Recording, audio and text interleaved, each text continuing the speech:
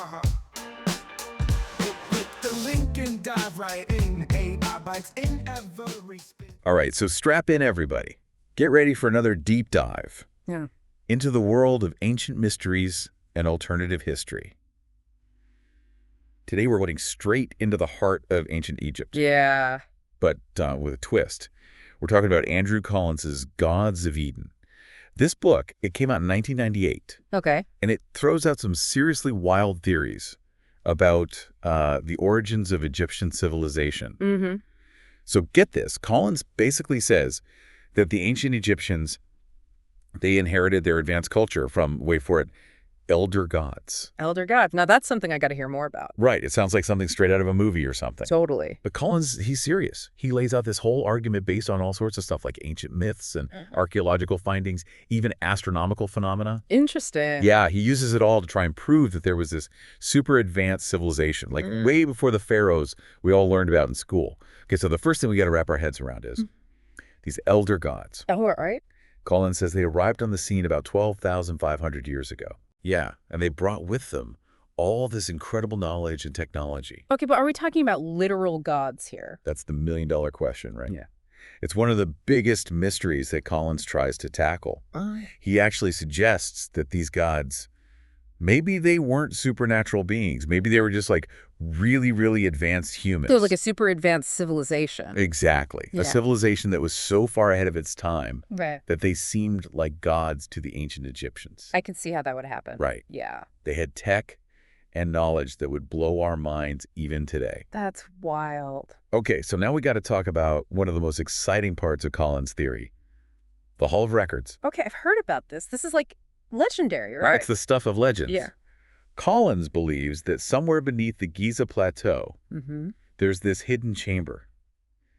And it's packed with all the secrets of this ancient super civilization. Like what kind of secrets? We're talking about ancient texts, artifacts, blueprints, who knows what else. It's like Indiana Jones finding the Ark of the Covenant. But instead of melting Nazis, we're talking about rewriting history as we know it. Seriously, imagine if they found this place. It would be huge. Absolutely. It would change everything we thought we knew about the past. Now, Collins also points to some pretty mind-boggling stuff, like the construction of the pyramids. Okay, yeah. How did they build those things? Exactly. Yeah. Those massive stones, perfectly cut and fitted together. It's insane. It's like impossible to imagine how they did it with the technology they supposedly had back then. So Collins suggests maybe they were using some kind of advanced technology. What, like alien tech? Well, he doesn't go that far. Ah. But he talks about things like sound waves and vibrations. Maybe they use those to lift and move those massive blocks. That's interesting. I've heard of theories about sound being used for construction in the ancient world. Right. It's definitely a possibility. Okay, now let's switch gears for a second. Okay. We got to talk about Akhenaten. Akhenaten, wasn't he like the heretic pharaoh? That's him. The one who tried to change the whole Egyptian religion. Exactly.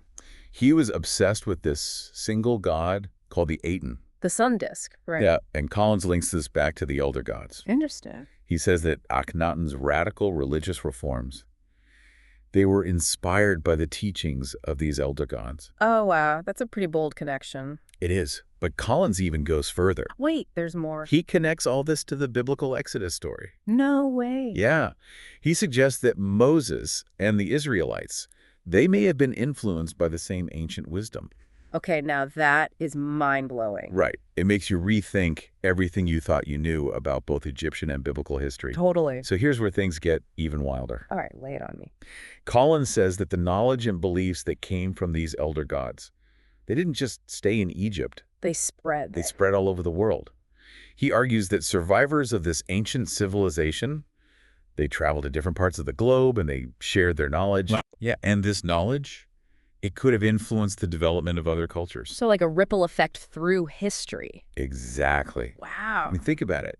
If even a tiny bit of what Collins says is true, it means that these elder gods, whether they were actual gods or just super advanced humans, they had a massive impact on the entire course of human history. That's crazy. So what are we left with? I mean, God's Eden, it raises way more questions than it answers, Yeah. but it definitely gets you thinking.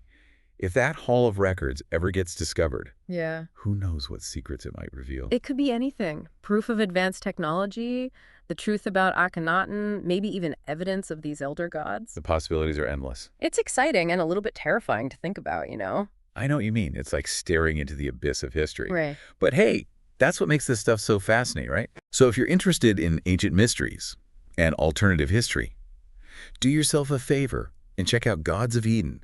It'll make you question everything you thought you knew about the past. And who knows, maybe it'll even spark your own search for the truth. That's what it's all about. Click the link and dive right in. AI bites in every spin.